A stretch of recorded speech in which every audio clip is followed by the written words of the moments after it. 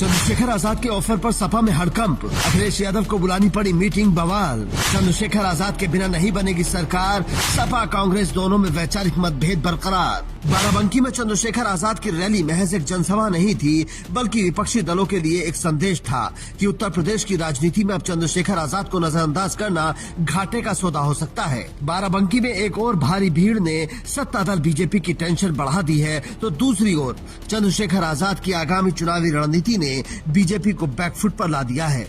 चंद्रशेखर आजाद ने अखिलेश यादव को खुला ऑफर दे दिया है, एक ऐसा चुनावी ऑफर जिसे ठुकराना अखिलेश यादव के लिए भारी पड़ सकता है और अपनाना मजबूरी।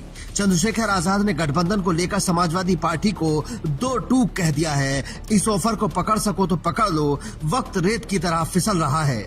ये ऑफर चुनावी गठबंधन का है, ये सिर्फ एक ऑफर नहीं बल्कि अखिलेश के पीडीए फॉर्मूले की सबसे बड़ी अग्नि परीक्षा है। कह रहा हूँ कि वो भाजपा से डरे ना, हमारे साथ आ जाए, हम लोग मिलकर उत्तर प्रदेश में इस भारतीय जनता पार्टी की सरकार को 2027 में उखाड़ सकेंगे। लीडर कौन होगा? लीडर कौन होगा? लीडर कौन होगा? जो बात आप कह रहे हैं उससे लीडर कौन? आजाद समाज पार्टी ही मुकाबला कर रही है, यूजीसी या कोई भी मामला, बाकी सब लोग तो चुप है। तो आजाद समाज पार्टी नेतृत्व करेगी और कौन नेतृत्व कर सकता है, मुझे बताओ। चंद्रशेखर आजाद रविवार को बाराबंकी में काशीराम जयंती के मौके पर आयोजित कार्यक्रम में शामिल होने के लिए पहुंचे थे। इस दौरान उन्होंने पत्रकारों से बात करते हुए बताया कि आगामी चुनाव को देखते हुए गठबंधन के लिए तैयार हैं और वो बहुत जल्द ही इसे लेकर कोई फैसला ले सकते हैं। हालांकि उन्होंने ये भी साफ किया कि वो भारतीय जनता पार्टी के साथ कभी गठबंधन नहीं करेंगे। उन्होंने कहा कि बीजेपी के साथ उनका वैचारिक मतभेद है। 5 विधानसभाओं में, लोकसभा की 5 विधानसभाओं में भारतीय जनता पार्टी को धूल चटाने का काम किया। ऐसे ही पूरे उत्तर प्रदेश में भाईचारा बना के हम लोग भारतीय जनता पार्टी के इस जुन जाति की सरकार को हटाने का काम करेंगे। 2027 में क्या समाजवादी पार्टी और कांग्रेस से मिलकर चुनाव लड़ेंगे? अब ये फैसला प्रदेश अध्यक्ष जी खड़े हैं, उनका निर्णय आप लोग बात कर लेना।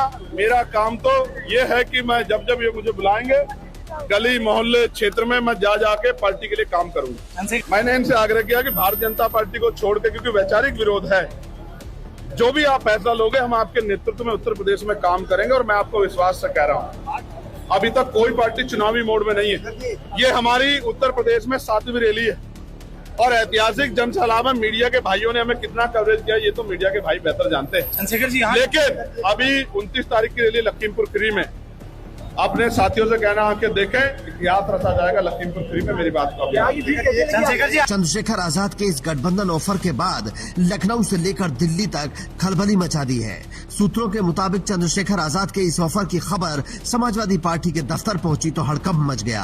समाजवादी पार्टी के अंदर ही दो फाड़ जैसी स्थिति हो गई। सूत्रों के मुताबिक खबर ये है कि समाजवादी पार्टी के कई पुराने और कद्दावर नेता जो दलित मुस्लिम समीकरण के माहिर खिलाड़ी हैं, उन्होंने सीधे अखिलेश यादव के सामने मोर्चा खोल दिया है। उनका कहना है कि अगर चंद्रशेखर आजाद को अपने साथ नहीं लिया गया तो बीजेपी को हराना नामुमकिन होगा। सूत्र ये भी बताते हैं कि अपनों की नाराजगी और चंद्रशेखर आजाद के अल्टीमेटम के बाद अखिलेश यादव बैकफुट पर दिख रहे हैं। जानकारी मिल रही है कि अखिलेश यादव बहुत जल्द एक बड़ी मीटिंग बुला सकते हैं। इस मीटिंग का एजेंडा सिर्फ एक होगा, चंद्रशेखर आजाद के साथ गठबंधन करना है या नहीं। दूसरी ओर बीजेपी बैकफुट पर नजर आ रही है। चंद्रशेखर आजाद की रैलियों में जो नीला सैलाब उमड़ रहा है उसने बीजेपी में अंदर खाने बेचैनी बढ़ा दी है। चंद्रशेखर आजाद की सभाओं में जुटने वाली भीड़ केवल आंकड़ा नहीं बल्कि एक भावना है। यहाँ आया हर युवा अपनी आंखों में बेहतर भविष्य और हिस्सेदारी का सपना लेकर आता है। जब ये भीड़ सड़कों पर उतरती है तो वो किसी दल को जिताने से ज्यादा अपने अस्तित्व की लड़ाई लड़ती दिखती है।